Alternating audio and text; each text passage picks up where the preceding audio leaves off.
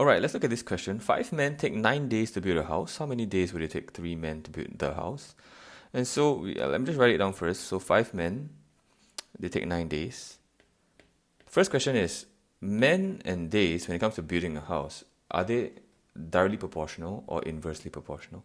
Basically, if you have more men, do you have more days or fewer days? So you think about it. 5 men take 9 days. If let's say you have 1,000 men, will they still take 9 days? Or will they take more time? Or will they take less time? I think logically you say it takes less time, right? If you have many, like 1 million people building the house, it's going to take very short. You don't need so much time. So basically, men and days are inversely proportional, and I'll show you what it means. So we're trying to find 3 men. So eventually we want to get to 3 men and how many days, right? So why don't we, for men, basically we're trying to get from 5 to 3. Why don't let's get from 5 to 1 man first?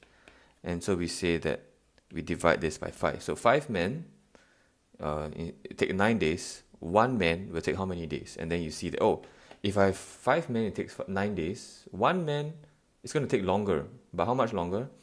You just do the opposite. If here is divide, you're going to multiply here. So you're going to multiply by 5. So 1 man will take 45 days. And that makes sense, right? It's only 1 man. He's going to take, if you divide the manpower by 5, you're going to multiply the time by 5. Yeah, so just take note. I'm going to highlight here. Take note the difference, right? 1 is divide, 1 is multiply. It's the opposite. And then you continue. You say that you want to get to 3 men. So you multiply by 3. So over here, what do? You divide by 3. If you have 3 men, it's going to be 45 divided by 3 days, which gives me 15 days. And so let's just write that down. So actually the answer is 15. It's 15 days. That's it. So let me just color code it here. Notice it's always the opposite. Yeah. Okay. Part B. The volume of water V meter cubes flowing through a cylindrical pipe is directly proportional to the square of its cross-sectional radius R. Okay. So let's just try to think. Cylindrical pipe. Okay, it's going to look something like this. And there's some radius from the center. Let's call it R. And so to the volume of water that can flow through is directly proportional to the square of the radius R. What does directly proportional mean? Immediately, I'm just going to write a side here. If I say Y is directly proportional, writing short form here, to X, immediately in your mind, you should say Y equals to KX, where K is just some constant. And when you see constant, in your mind, you should be just thinking it is some number, like 5 or 9 or 100 or something, some number.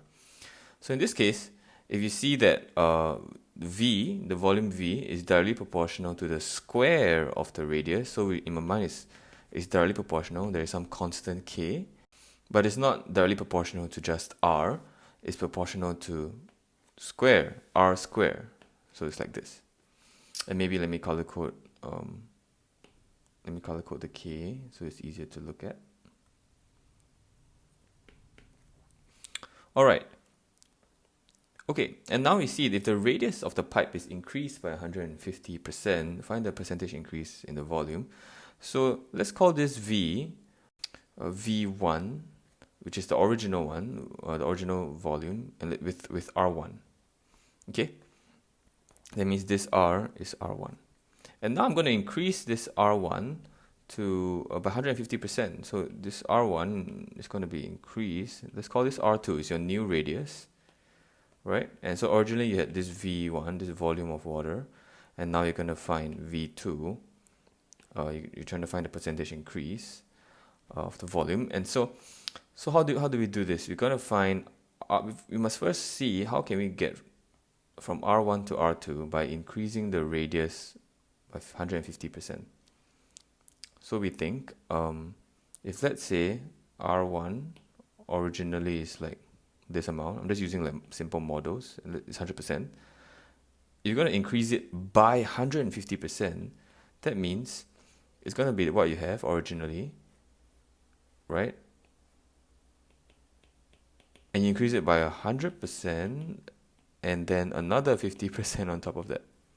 right? So you're increasing by 150% from the original. So actually, what's the new percentage? 250%.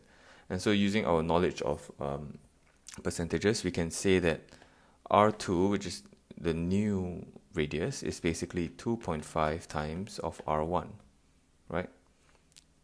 If R1 is this amount, R2 is 1 time, 2 times, and then another half time.